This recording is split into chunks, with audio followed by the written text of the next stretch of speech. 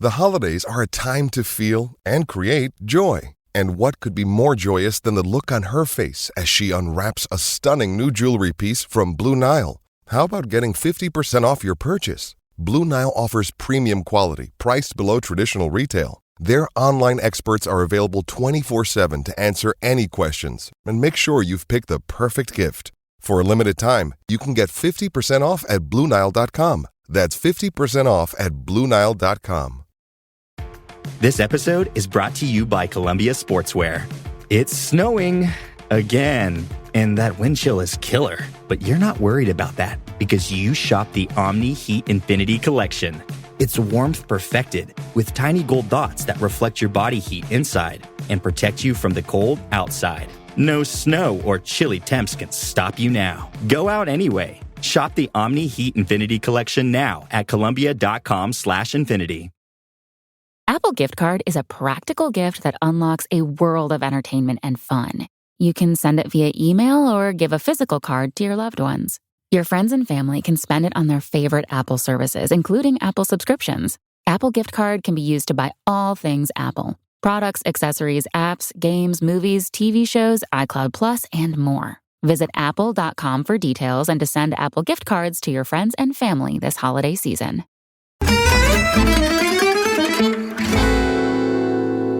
Another week and another piece of Jose Mourinho theatre. It feels like, even by Jose standards, we're getting a lot of that at the moment. Nikki here with a little voice note just to share some quick reflections at the end of the Serie A weekend. I am sorry for speaking quite quietly. I am currently staying with some friends where we have some kids already asleep, and so I'm trying not to wake anyone up. But I suppose I'm just thinking about Jose and all the things he's said and done over the last 2 weeks. Of course, a week ago, Roma played Sassuolo.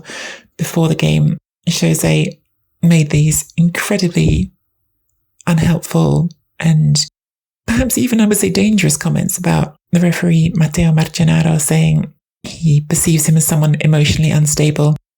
We spoke on the last episode together about the impact of that and how irresponsible it was. Patrick actually spoke very eloquently on it. And that became slightly lost, I think, for the greater audience in Mourinho theatre, as it always does. It's always about the theatre. Because after the game, he came out and said, "Oh no, people are misunderstanding me. Clearly, I don't speak well enough in Italian, so I'm going to give this press conference in Portuguese." And he did his post-game interview in Portuguese. And that's what everyone's then talking about. Oh, look at Jose, so clever and doing these tricks. Well, before this weekend's game against Fiorentina, he came out with his latest clever trick, if you want to think of it as that, where he said, well, suddenly, all of a sudden, very reflective, Jose, saying, well, I think that we managers, we mustn't talk about referees before a game. This is a reflection that I made on my own and which I shared with my agent. It's one of those classic Mourinho moments that, on the one hand, just being honest about it, I laughed at it because it's hard not to laugh at the ridiculousness of it. Someone who has so blatantly antagonized and inflamed the week before, coming out and suddenly acting as though he's the great calm voice in this conversation, saying, wow, it makes you think of those ridiculous memes, the guy in the hot dog suit. I think it's from the TV show Community, but I don't even know because I haven't seen the show. But that meme of the guy in the hot dog suit saying, we're trying to work out who did this. Well, look, Jose, you're the one who's been doing this. And now you don't get to really pull the wool over our eyes and act as though you're the calm voice of reason in this conversation. But at the same time, it makes you laugh, it makes you scream, it makes you want to tear your hair out. It's Jose all over. And I think it's sort of fascinating that, and Patrick again spoke really well to us on last week's podcast, perhaps in that game against Sassuolo, Marcenaro really was put in this difficult spot where he knows his decisions are all under scrutiny because of what Jose said, and perhaps some big decisions did go Roma's way in that game. And now in this game against Fiorentina, Roma had 2 players sent off, which it might surprise some people to know is the first time Roma have had players sent off all season. Roma have had members of their sideline staff sent off several times this season, and that's, again, to some extent by design. Jose has always been great at deflecting attention onto himself, onto his staff, trying to take that pressure off his players is part of his MO. That's part of what he likes to do, is to draw the eyes and the pressure away from his players. So perhaps to some extent, it's not actually a surprise that Roma haven't had players sent off before this season, but they had 2 players sent off in this game. Both of them completely clear-cut red cards, both of them, frankly, stupid acts of stupidity, in my opinion, by the players. Nikola Zalewski just leaving a leg in on a challenge when he simply doesn't need to, in a not dangerous position when he's already been booked just after the hour mark, and then late in the game, Romelu Lukaku, when his team is trying to defend a point, it's 1-1, making a completely stupid, reckless challenge, inexcusable, dangerous challenge, in my opinion. 2 completely avoidable red cards, completely indisputable red cards, after which, of course, Jose Mourinho doesn't say anything at all. Roma go into silencio stampa. They're not going to talk to the media because they'd rather let you then draw your own conclusions about how angry they are at these completely correct decisions that went against them. And there was one more piece of Mourinho theatre mixed in amongst this, which is in the dying moments of the game, Jose hands a note to a ball boy who runs it down to the goalkeeper, Rui Patricio. We saw it briefly picked up on the TV cameras. It looked like it was an instruction about Stefan El Shaarawy and Eduardo Bove splitting the top of the pitch and taking sides, but it wasn't a particularly detailed note, so we're slightly drawing our own inferences from that, and I've only had a chance to see it quite quickly. As I say, I am recording this on Sunday night, not too long after the end of the game. I think there's all of this nonsense and bluster, and in amongst it, another huge banner from the ultras singing Mourinho's praises and talking about what it means to be a Giallorosso. Again, things we've talked about, the connection between him and the fan base is extremely strong. But there's something more meaningful that stays with me after this game, which is Roma finished this game on 9 men, and they were 1-0 up when Zalewski goes off, and they conceded almost immediately, as they went from 1-0 up to 1-1, almost immediately down to 10 men.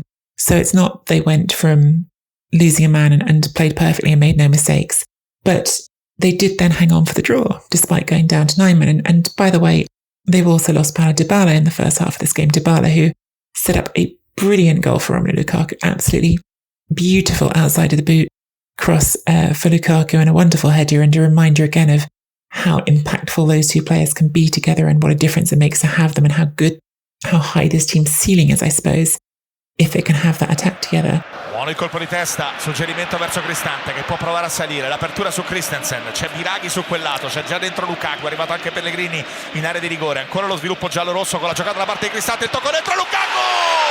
Per l'1-0 Roma!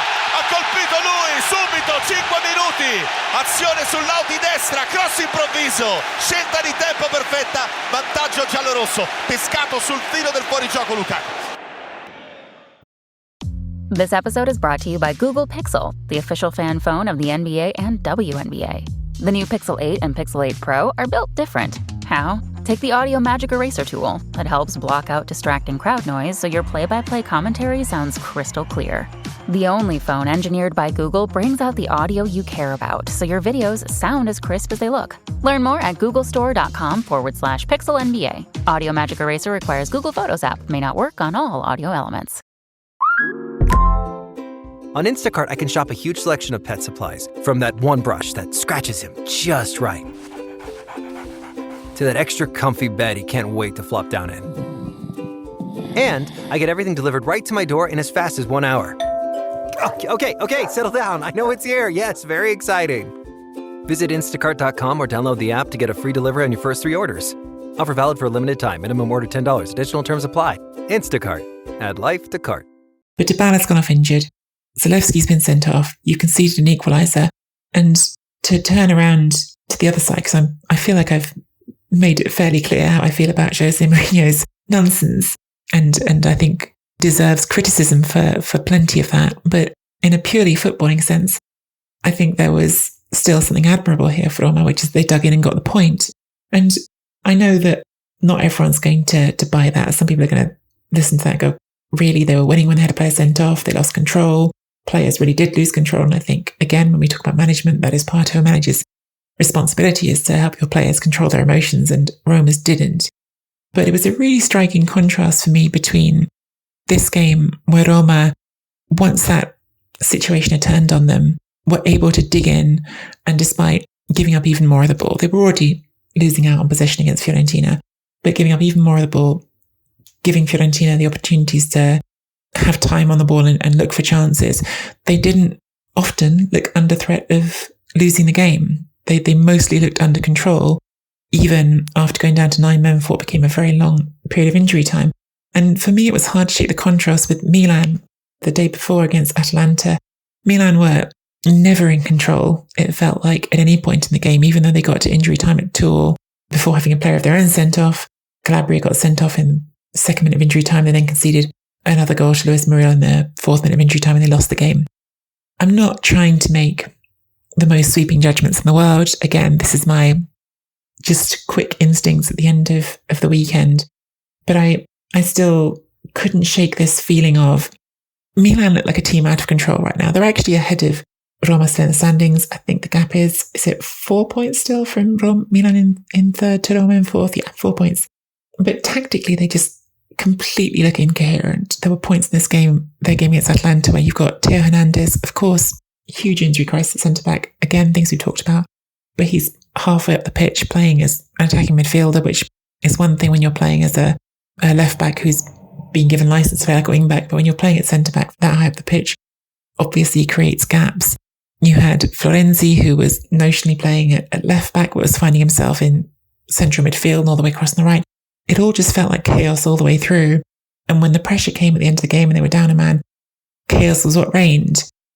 With Roma, the mood was chaotic. The stadium was chaotic. The players' temperament was chaotic. And I think that's what leads to Lukaku just flying in studs up when he shouldn't.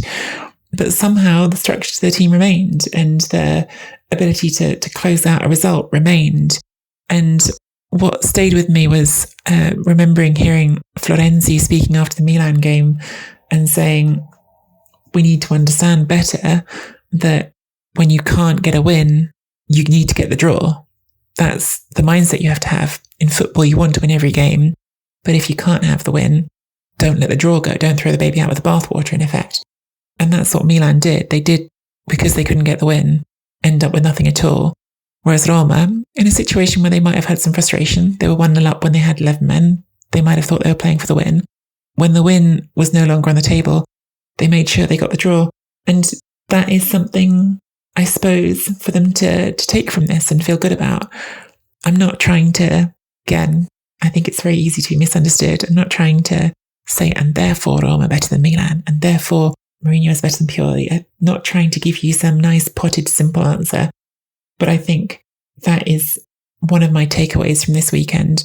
A big takeaway from this weekend is that Roma, for all of their faults, and they are many, have that nature in them to accept, well, we're not getting a win, we'll get the draw.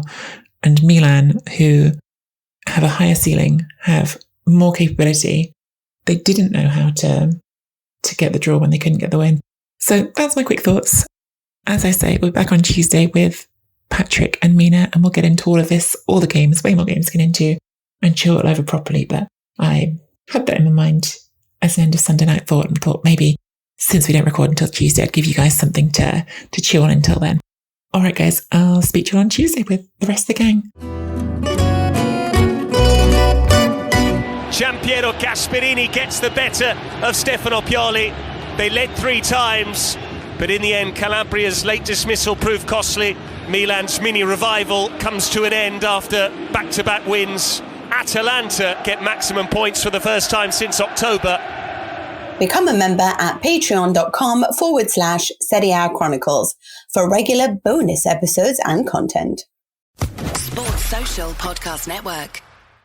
Looking for a fun way to win 25 times your money this football and basketball season? Test your skills on Prize Picks, the most exciting way to play daily fantasy sports. Just select 2 or more players, pick more or less on their projection for a wide variety of stats, and place your entry. It's as easy as that. If you have the skills, you can turn $10 into $250 with just a few taps. Easy gameplay, quick withdrawals, and injury insurance on your picks are what make Prize Picks the #1 daily fantasy sports app. Ready to test your skills? Join the Prize Picks community of more than 7 million players who have already signed up. Right now, PrizePicks will match your first deposit up to $100. Just visit prizepicks.com/play100 and use code PLAY100. That's code PLAY100 at prizepicks.com/play100 for a first deposit match up to $100. PrizePicks, daily fantasy sports made easy.